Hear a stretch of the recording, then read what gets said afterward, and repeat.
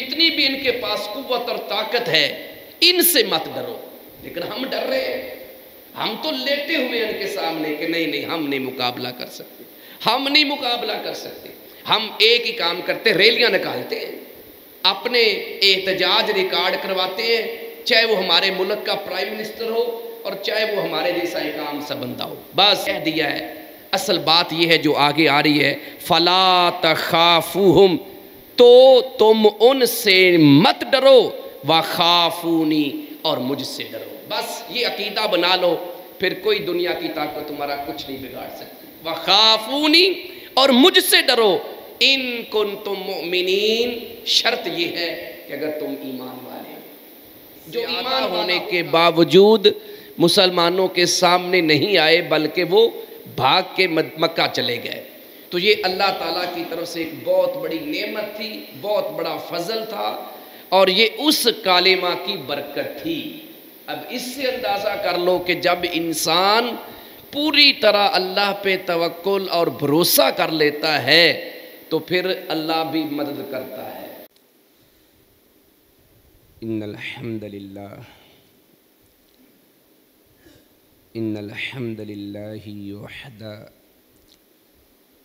والصلاة والسلام على من لا نبی بعد،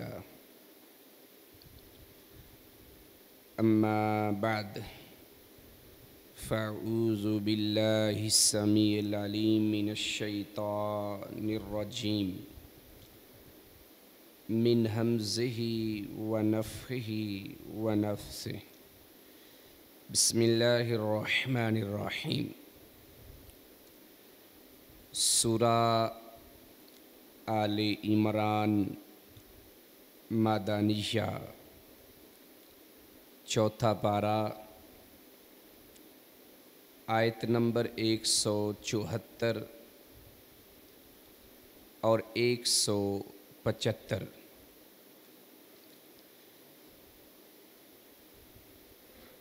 اللہ سبحانہ و تعالی ارشاد فرما رہے ہیں،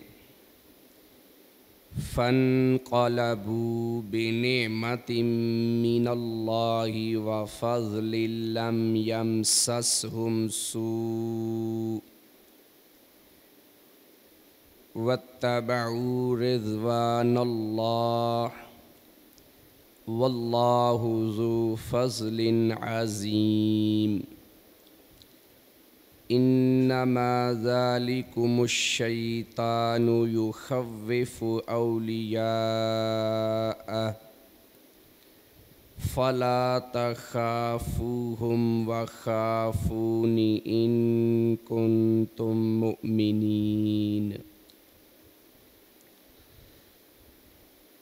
فانقلبوا، فا کا معنی تو بھی ہوتا ہے، پس بھی ہوتا ہے، پھر بھی ہوتا ہے، تو وہ لوٹے۔ یہ بات ہو رہی ہے اہل ایمان کی، مسلمانوں کی۔ فانقلبوا، تو وہ لوٹے۔ کون سے مسلمان، کون سے مومن؟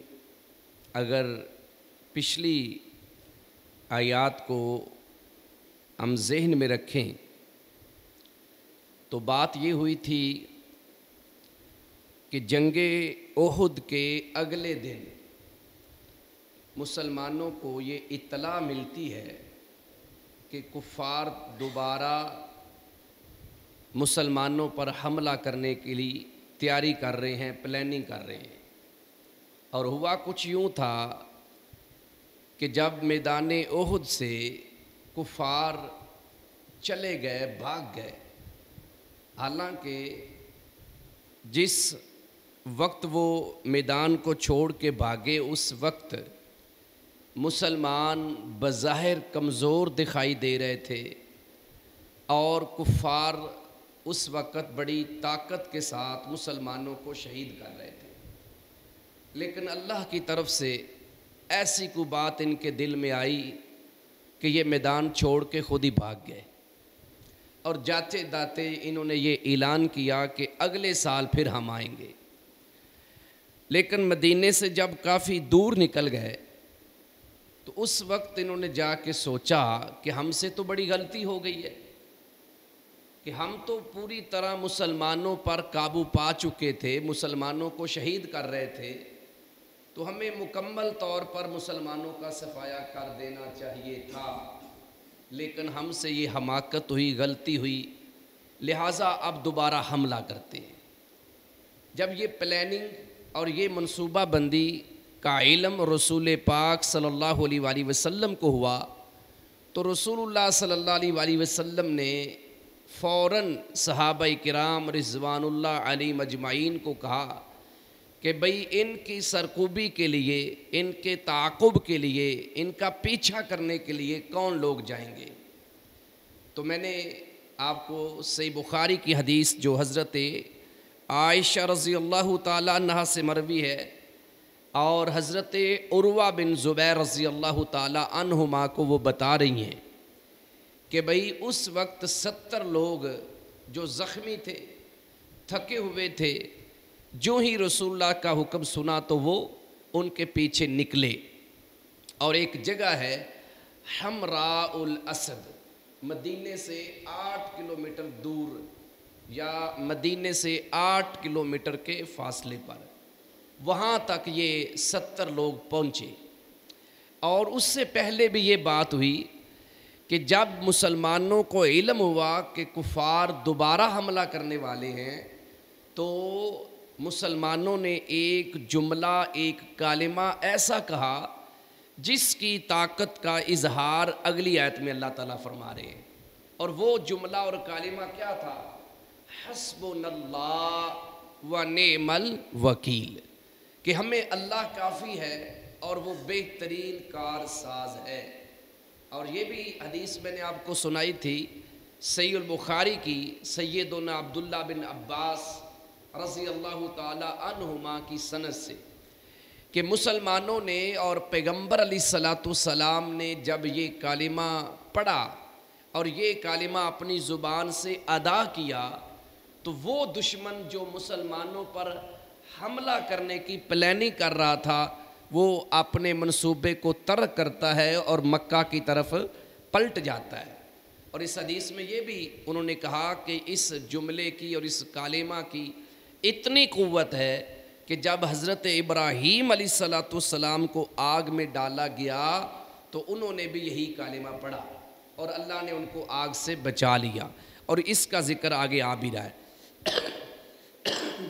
تو یہاں پر اللہ تعالیٰ فرما رہے ہیں تو وہ لوٹے بے نعمت من اللہ، نعمت کے نیچے جو تنوین ہے یہ عظمت کے لیے ہے، بڑائی کے لیے، بڑی نعمت کے ساتھ، من اللہ، اللہ کی طرف سے، من سے اللہ، اللہ کی طرف سے، وفضل، اور فضل کے ساتھ۔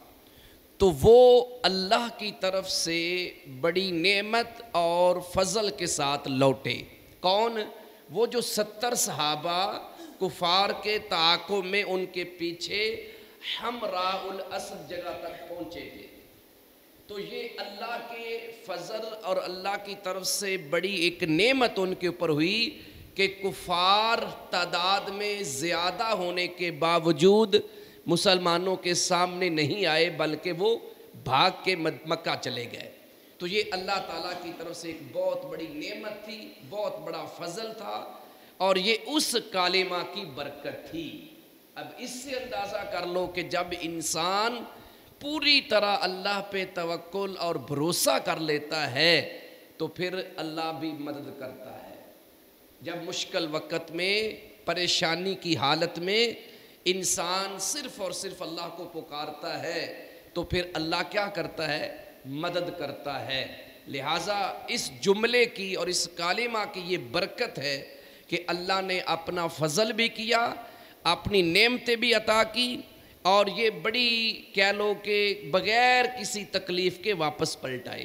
اور اس کا ذکر آگے اللہ کہہ رہے ہیں لم یمسسہم سوء، لم یمسس نہیں پہنچی ہم ان کو سو کوئی بھی تکلیف کوئی بھی برائی، یعنی اگر کفار وہاں رکے رہتے، مسلمان وہاں پہنچتے اور مڈ بھیڑ ہوتی، مقابلہ ہوتا، مسلمان تعداد میں تھوڑے تھے، فتح مسلمانوں کو ہی مل جاتی، لیکن پھر بھی کوئی نہ کوئی شہید ہوتا، لڑنا پڑتا، تھکاوٹ ہوتی، زخمی ہوتے، سب کچھ تھا، لیکن اس کلمہ کی برکت سے، کون سا کلمہ؟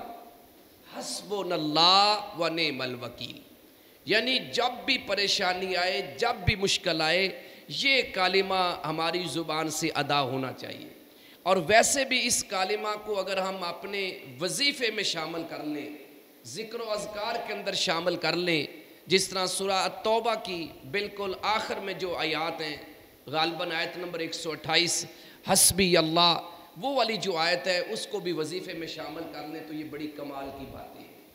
تو فرمایا کہ لم یمسسہم سوء، انہیں کسی طرح کی تکلیف، یا سوء کا معنی برائی بھی ہوتا ہے، کسی طرح کی برائی نہیں پہنچی، اللہ کے فضل سے، اللہ کی بڑی نعمت ہوئی ان کے اوپر، اور یہ واپس بالکل خیر و عافیت کے ساتھ پلٹ آئے۔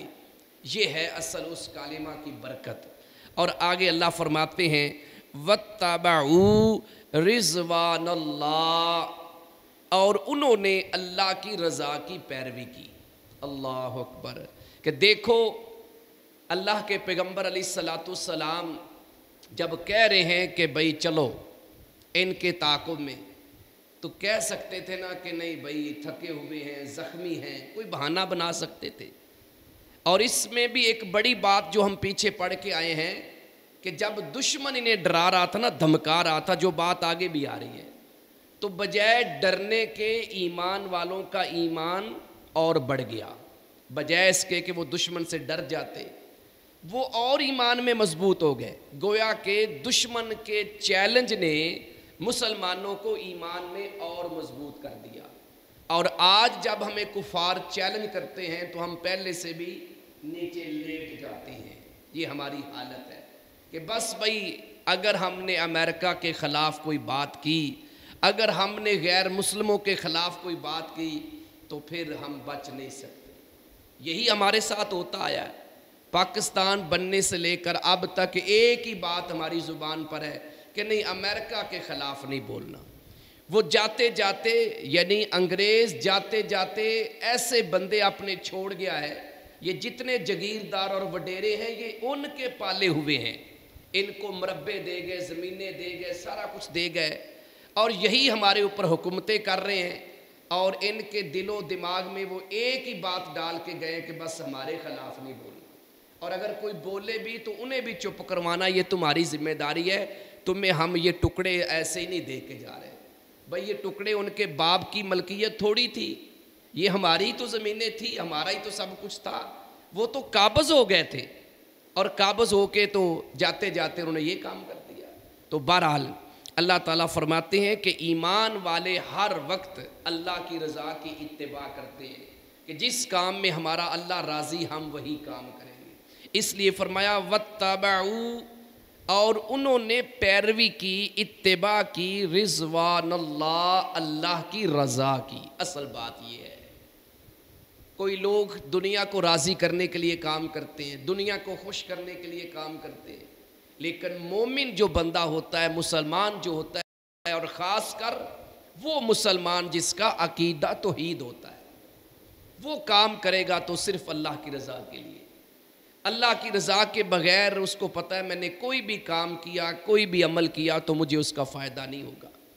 یہاں ہم بیٹھے ہیں، اگر اللہ کی رضا نہیں ہے، میری طرف سے بھی دکھلاوا ہو اور آپ کی طرف سے بھی رکھ رکھاؤ ہو، تو بجائے نیکی کے الٹا گناہ بن جائے گا۔ کئی اس کے اوپر حدیث ہیں کہ جو ریاکاری اور دکھلاوے کے لیے نمازیں پڑھتا ہے وہ شرک کرتا ہے، صدقہ کرتا ہے تو شرک کرتا ہے، روزہ رکھتا ہے تو شرک کرتا ہے، حتیٰ کہ قیامت کے دن شہید کو بھی لایا جائے گا، ریاکاری کرنے والا شہید بھی، اور اس کو جہنم میں پھینکا جائے گا۔ عالم دین اور حافظ قرآن اور قاری قرآن کو بھی جہنم میں پھینکا جائے گا۔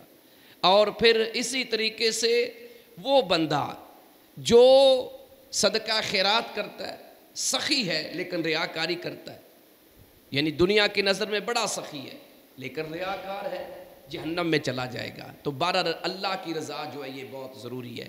فرمایا وَاتَّبَعُوا رِضْوَانَ اللَّهِ، اور انہوں نے اللہ کی رضا کی پیروی کی، یعنی وہ جو لوگ رسول پاک صلی اللہ علیہ وآلہ وسلم کا حکم مان کر وہ حمراء الاسد تک دشمن کے تعاقب میں گئے، انہوں نے کیا کیا؟ اللہ کی رضا کی پیروی کی۔ واللہ، اور اللہ، ذو فضل عظیم، ذو کا معنی ہوتا ہے والا، جیسے ذو مالن مال والا، اور اللہ آگے عظیم کا معنی ہوتا ہے بڑا، اور اللہ بڑے ہی فضل والا ہے۔ اللہ سے بڑا فضل کرنے والا کوئی بھی نہیں ہے، اللہ بہت بڑا فضل کرنے والا ہے، اس لیے ہر وقت ہم اللہ کے فضل کے محتاج رہتے ہیں اور رہنا چاہیے۔ اللہ کے فضل کے بغیر ہم کچھ نہیں کر سکتے۔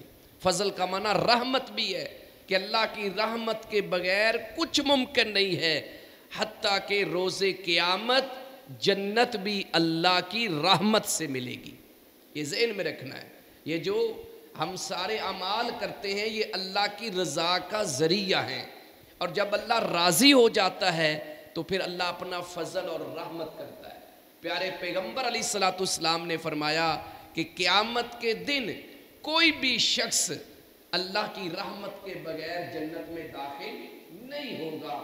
تو صحابہ کرام رضوان اللہ علیہ مجمعین کہنے لگے کہ آپ بھی، کہا ہاں میں بھی۔ تو اللہ کی رحمت کے بغیر ہمارا گزارا نہیں ہے، لیکن اس کا یہ مطلب بھی نہیں ہے کہ جو ہمارے وہ بھائی نمازیں نہیں پڑھتے، روزے نہیں رکھتے، زکوٰۃ نہیں دیتے، یا کوئی بھی نیکی کا کام نہیں کرتے، اور وہ یہ کہتے ہیں کہ اللہ بڑا رحیم ہے، اللہ بڑا غفور رحیم ہے، بس وہ ہمیں معاف کر دے گا، تو یہ بھی چیز نہیں ہے۔ اللہ کی رحمت کے لیے یا اللہ کا چہیتا بننے کے لیے اس طرح کے کام بھی کرنے پڑتے ہیں۔ آپ کسی فیکٹری میں کام کرتے ہیں اور کام نہ کریں اور آپ کہیں کہ باس ہر وقت میری تعریف بھی کرے اور میرا خیال بھی رکھے، تو کیسے ممکن ہے؟ آپ ایک دن نہ کام کریں تو اگلے دن وہ کہے گا بھائی میں بندہ اور رکھنے لگا، جاؤ تم نے کام نہیں کرنا، میں نے تمہیں فری میں تنخواہ دینی ہے۔ تو بھائی جنت کے لیے اعمال کرنے ہیں، اور اعمال کے پیچھے اللہ کی رضا ہو، بس کوئی بھی عمل کرنا ہے تو کس لیے؟ اللہ کی رضا کے لیے، اللہ کو راضی کرنے کے لیے۔ اور جب اللہ راضی ہوگا تو جب بڑا بادشاہ، حکمران، آپ کا مالک آپ پہ راضی ہوتا ہے تو پھر نوازتا ہے۔ تو اللہ سے بڑا نہ کوئی بادشاہ ہے اور نہ اس سے بڑا کوئی نوازنے والا ہے، وہی نوازتا ہے سب کو۔ جب وہ خوش ہو جائے گا تو وہ ایسے نوازے گا جیسے اس کی شان کو لائق ہے۔ دیکھو دنیا کا کوئی بندہ انعام دیتا ہے تو وہ اپنی حیثیت کے مطابق دیتا ہے، تو میرا رب جو پوری کائنات کا مالک ہے وہ جب انعام دے گا جنت کی صورت میں تو وہ اپنی حیثیت سے دے گا۔ آپ اس سے اندازہ کر لیں، ہمارے بزرگ قاری صفدر صاحب اکثر یہ حدیث آپ کے سامنے شیئر کرتے رہتے ہیں، بخاری کی حدیث ہے کہ جو سب سے آخر میں جنت میں جائے گا اس کو پتہ ہے کتنی بڑی جنت ملنی ہے؟ جتنی دنیا ہے اس کا 10 گنا، جتنی بڑی دنیا ہے اس کا 10 گنا، جس کے ایک ایک مرلے اور ایک ایک چپے کے لیے ہم ایک دوسرے کو قتل کر دیتے ہیں، یہ حیثیت ہے۔ لیکن وہ آخر میں جانے والا جنت میں دنیا اور اس سے 10 گنا زیادہ جنت لے کے جائے گا۔ آپ اس سے اندازہ کر لو، یہ تو وہ اینڈ پہ جنت میں جانے والا ہے، اور جس کو اللہ نے پہلے ہی راضی ہو کے جنت دی ہوگی اس کے لیے کتنی بڑی جنت ہوگی، کتنا بڑا انعام ہوگا۔ تو اللہ نوازتا ہے اپنی شان کے مطابق، ہم اللہ سے مانگتے ہیں اپنی سوچ کے مطابق۔ بڑا مانگیں گے گاڑی مانگ لیں گے، کوٹھی مانگ لیں گے، کارخانہ مانگ لیں گے، وزارت مانگ لیں گے، کیا ہے یہ حیثیت؟ ان چیزوں کی کوئی حیثیت نہیں ہے۔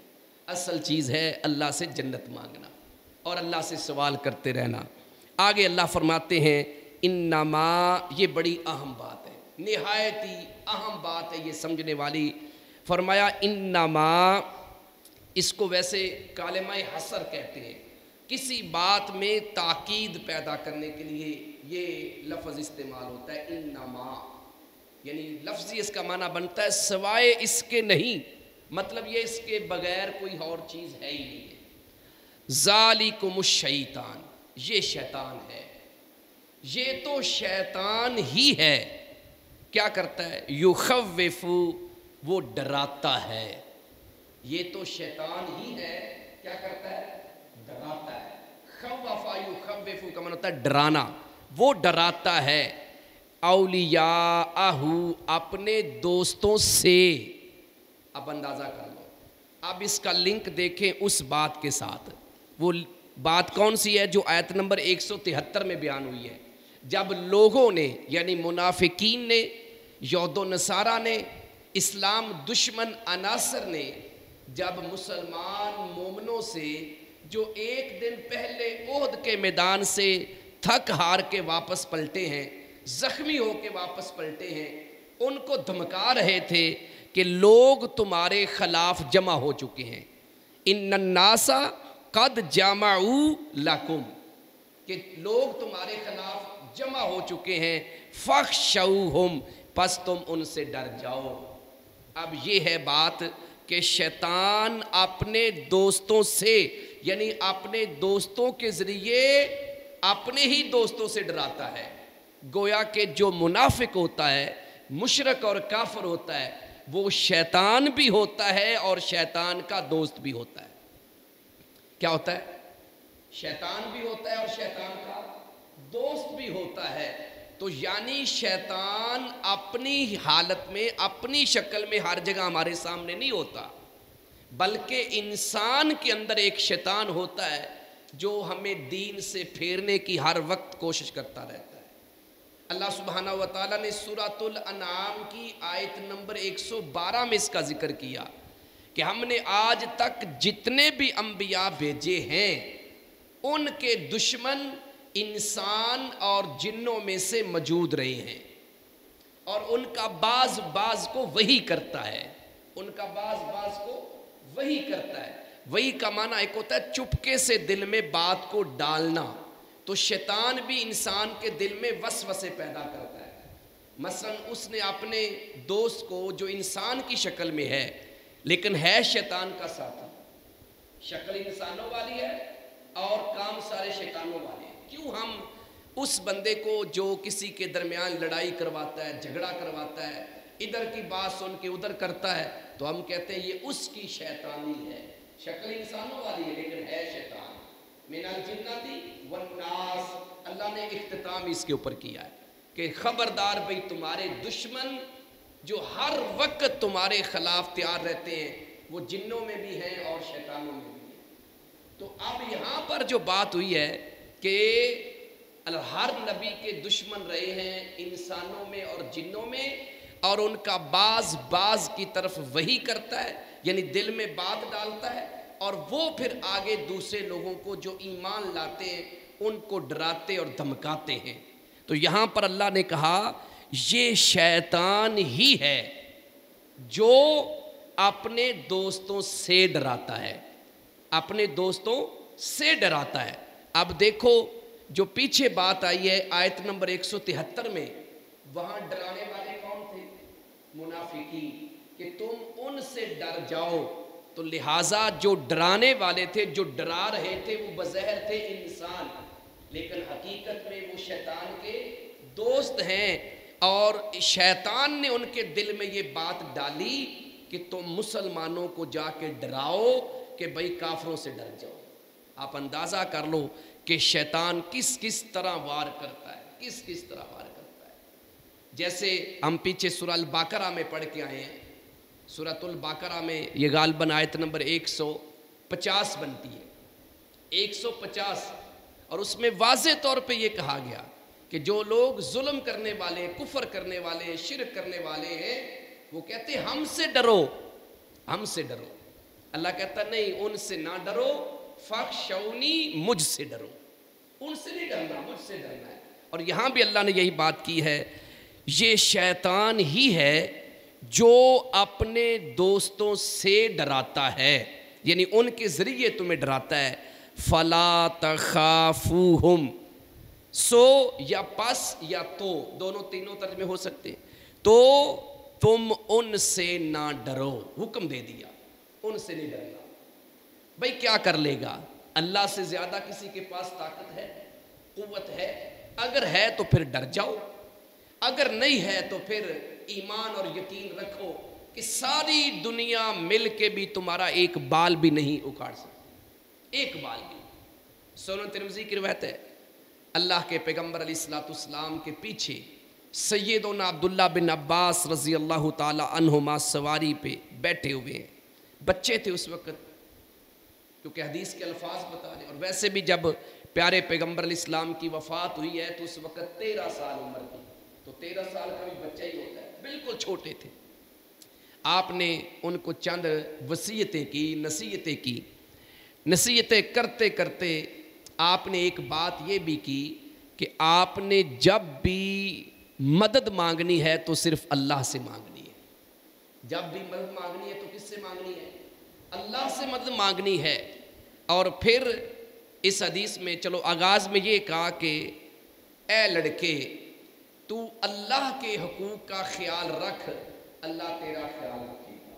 اتنی بڑی بات ہے، جو بندہ اللہ کے حقوق کا، نماز پڑھنا یہ اللہ کا حق ہے، تو جو بندہ نماز کی حفاظت کرتا ہے پھر اللہ اس کی حفاظت کرتا ہے، چھوٹی بات ہے۔ اس طرح دیگر جو چیزیں ہیں، فرمایا تو اللہ کے حقوق کا خیال رکھ، اللہ تیرا خیال رکھے گا۔ کہا تو اللہ کی عبادت کر، اللہ کو سامنے پائے گا، اللہ کو سامنے پائے گا۔ پھر کہا کہ جب تو سوال کرے تو کس سے کرنا ہے؟ اللہ سے۔ مدد مانگنی ہے تو کس سے؟ ابھی کہہ کے دیکھو نا ذرا بازار میں نکل کے کہ مدد کرنے والا صرف کون ہے، تو کہیں گے یہ تو پیغمبر کو مانتے نہیں، یہ تو گستاخ رسول ہے۔ بھائی ہم تو نعرہ لگاتے ہیں یا رسول اللہ مدد کا، وہ بھائی پیغمبر علیہ السلام نے بھی مدد کا نعرہ لگایا تو صرف اللہ کی مدد کا نعرہ لگایا، اللہ سے مدد مانگنی ہر ایک نے۔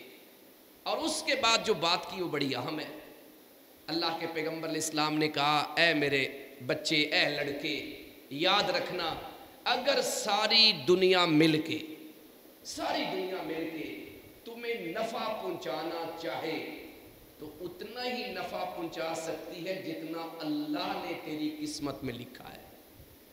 اللہ اکبر۔ اور اگر ساری دنیا مل کے تجھے نقصان پہنچانا چاہے تو اتنا ہی نقصان پہنچا سکتی ہے جتنا اللہ نے تیری قسمت میں لکھا ہے، کسی کے اختیار میں نہیں ہے۔ اور پھر کہا کہ یاد رکھنا قلم اٹھا لیا گیا ہے اور صحیفے خشک ہو چکے ہیں، قلم اٹھا لیا گیا ہے اور صحیفے خشک ہو چکے ہیں۔ یہ ہے عقیدے کی بات۔ تو اللہ تعالیٰ یہاں کیا کہہ رہے ہیں؟ فَلَا تَخَافُوهُمْ، یہ جتنے بھی سپر پاور ہے، جتنی بھی ان کے پاس قوت اور طاقت ہے، ان سے مت ڈرو۔ لیکن ہم ڈر رہے ہیں، ہم تو لیٹے ہوئے ان کے سامنے کہ نہیں ہم نہیں مقابلہ کر سکتے، ہم نہیں مقابلہ کر سکتے۔ ہم ایک ہی کام کرتے، ریلیاں نکالتے ہیں، اپنے احتجاج ریکارڈ کرواتے ہیں، چاہے وہ ہمارے ملک کا پرائم منسٹر ہو اور چاہے وہ ہمارے جیسا ایک عام سا بندہ ہو۔ بس جنہوں نے کام کرنا ہوتا ہے وہ عمل کر کے دکھاتے ہیں۔ کیا نا انہوں نے عمل 5 اگست 2019 میں، جو کل کا دن گزرا ہے، جو کشمیر کی حیثیت انہوں نے ختم کی ہے، انہوں نے عمل کر کے دکھایا ہے۔ انہوں نے اقوام متحدہ کو کہہ لو اپنے جوتے کی نوک پہ رکھا ہے۔ جو قرارداد طے پائی تھی 1948 میں، کیا آج تک انڈیا نے اس پہ عمل کیا؟ اور ہم بھکاری بن کے آج بھی آپ کسی کو فون کریں تو اس ٹون میں آتا ہے کہ ہم اقوام متحدہ سے مطالبہ کرتے ہیں کہ وہ قرارداد پر عمل کروائیں۔ ہم اس حالت میں آ گئے ہیں۔ اللہ کے پیغمبر علیہ السلام نے جب جنگ خندق ختم ہوئی تو آپ نے فرمایا، صحیح بخاری کے الفاظ ہیں، آج کے بعد دشمن ہمارے اوپر حملہ کرنے نہیں آئے گا۔ ہمیں جب پتہ چلے گا کہ دشمن آ رہا ہے تو ہم خود چل کے جا کے اس کا مقابلہ کریں۔ اس کی ہمت کیسے ہو کہ وہ مسلمانوں پہ حملہ کرنے آئے۔ اور آج حالت آپ کے سامنے، ترلے ڈال رہے ہیں کہ تہاڈی مہربانی کسے طریقے نال انہاں نوں سمجھاؤ، وہ بھی اتو ہی کہنے ہیں، وچوں اسی پھر بھی نہیں کہتے، دل سے ہم پھر بھی نہیں کہتے، ہم چاہتے نہیں کشمیر آزاد ہو جائے۔ اگر چاہتے ہوتے تو دیکھو جب ہمارے پاس اتنی سی فوج تھی، تھوڑی سی، اسلحہ ہمارے پاس نہیں تھا، ٹیکنالوجی ہمارے پاس نہیں تھی، ایٹمی طاقت ہم نہیں تھے، یہ جو آزاد کشمیر ہے یہ لڑکی تو لیا ہے، انڈیا کی فوج ہم سے کتنی زیادہ تھی اور ہم کتنے تھوڑے تھے، یہ سارا حصہ ہم نے لے لیا لڑکی، کیونکہ ایمان مضبوط تھا۔ اور ادھر سے قرارداد منظور ہوگی اقوام متحدہ کو، اس وقت یاد آیا کہ نہیں نہیں یہ تو بڑا کام خراب ہو رہا ہے، لہٰذا آؤ ہم تمہارا فیصلہ کر دیا فیصلہ۔ اگر یہی معاہدہ مسلمان توڑتے تو ساری طاغوتی طاقتیں مل کے مسلمانوں پہ حملہ کر دیتی، لیکن انڈیا توڑے کوئی ٹینشن نہیں ہے، برما کے مسلمانوں پہ ظلم ہو کوئی ٹینشن نہیں ہے، فلسطینی مسلمانوں کے اوپر حملے ہو کہیں انسانی حقوق نظر نہیں آتے، اور امریکہ کا کتا بھی مر جائے تو اس کے اوپر ہمیں حقوق نظر آ جاتے ہیں جانوروں کے کہ نہیں ہمارا کتا مر گیا ہے، یہ ہماری انسانیت ہے۔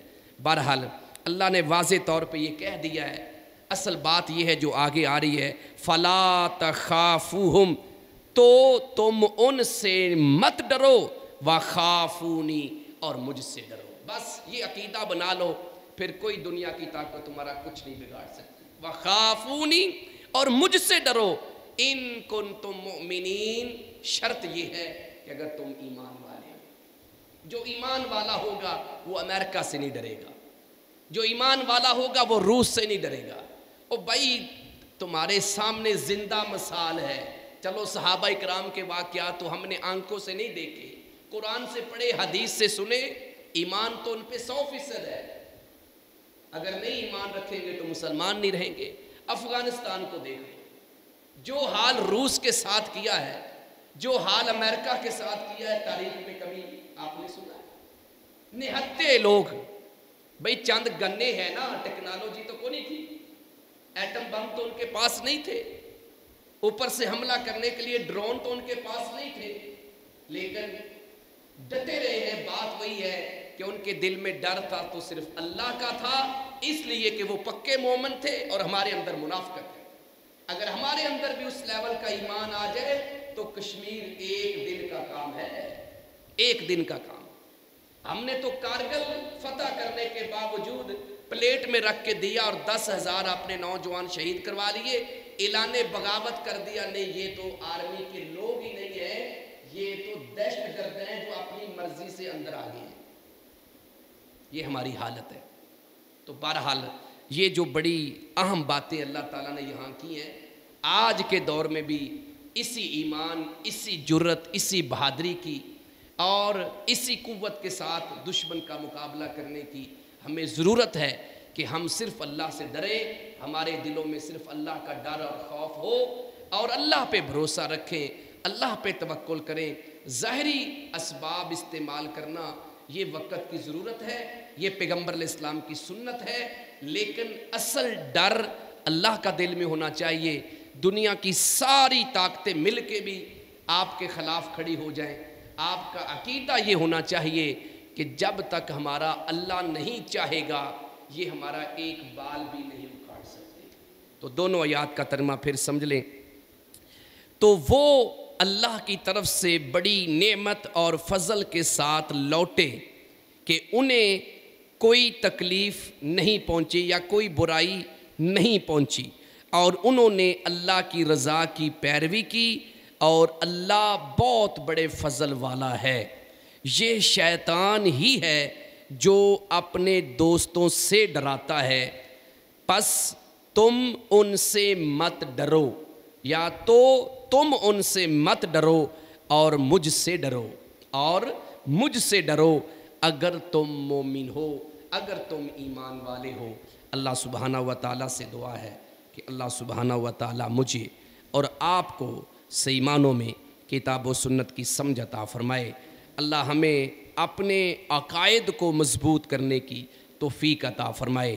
اور یہاں ایک اشارتاً بات میں یہ بھی کہہ دوں، پچھلے درس میں یہ بات ہوئی بھی تھی جس میں یہ لفظ آیا تھا کہ جب مسلمانوں سے کہا گیا کہ فخشوہم، ان سے ڈر جاؤ، تو جواب آیا فزادہم ایمانا، دشمن کے چیلنج نے ان کے ایمان کو بڑھا دیا۔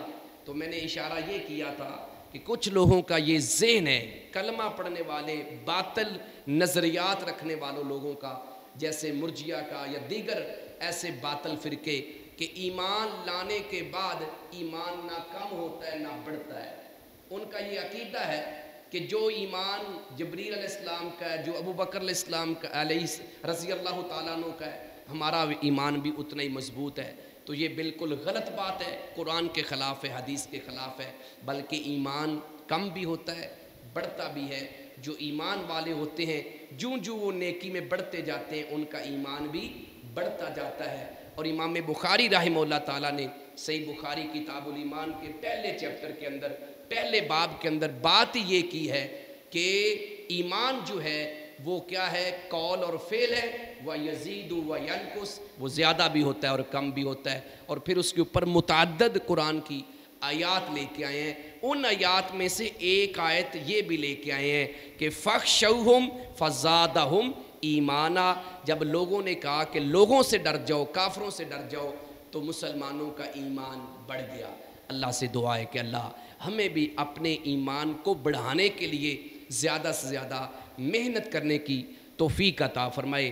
حضرت معاذ رضی اللہ تعالیٰ عنہ ایک دوسرے صحابی کو، حضرت اسود رضی اللہ تعالیٰ عنہ کو کہنے لگے، اجلس بنا نؤمن ساعہ، آؤ تھوڑی دیر بیٹھ کے ہم اپنے ایمان کو بڑھاتے ہیں۔ یعنی جب انسان اللہ کا ذکر کرتا ہے، اللہ کو یاد کرتا ہے، قرآن کی تلاوت کرتا ہے، ترجمہ پڑھتا ہے، تفسیر سنتا ہے، پیارے پیغمبر علیہ السلام کی حدیث سنتا ہے، آپ کے اخلاق کے بارے میں سنتا ہے، صحابہ کے کردار کے بارے میں سنتا ہے، تو اس کا ایمان بڑھتا ہے۔ اللہ سے دعا ہے کہ اللہ ہمیں بھی اپنے ایمان کی آبیاری کے لیے، ایمان کو بڑھانے کے لیے ایسے ایسے کام کرنے کی توفیق دیتا رہے، تاکہ ہمارا ایمان مضبوط سے مضبوط تر ہوتا جائے۔ اللہ ہمیں زندہ رکھے اسلام پر، موت دے ایمان پر۔ اللہ امت مسلمہ کو صحیح معنوں میں کتاب و سنت پر چلنے کی توفیق عطا فرمائے، متحد ہو کر، متفق ہو کر عالم کفر کا مقابلہ کرنے کی توفیق عطا فرمائے۔ اللہ تعالی ہم سے اپنے دین کا زیادہ سے زیادہ کام لے لے۔ اللہ زندہ رکھے اسلام پر، موت دے ایمان پر۔ اللہ ہمارے بیماروں کو شفائے عاجلہ کاملہ عطا فرمائے۔ جو مسلمان پریشان ہیں، اللہ ان کی پریشانیاں دور فرمائے۔ مظلوم مسلمانوں کی اللہ غیبی مدد فرمائے۔ سبحان ربک رب العزت عما یصفون وسلام علی المرسلین والحمد للہ۔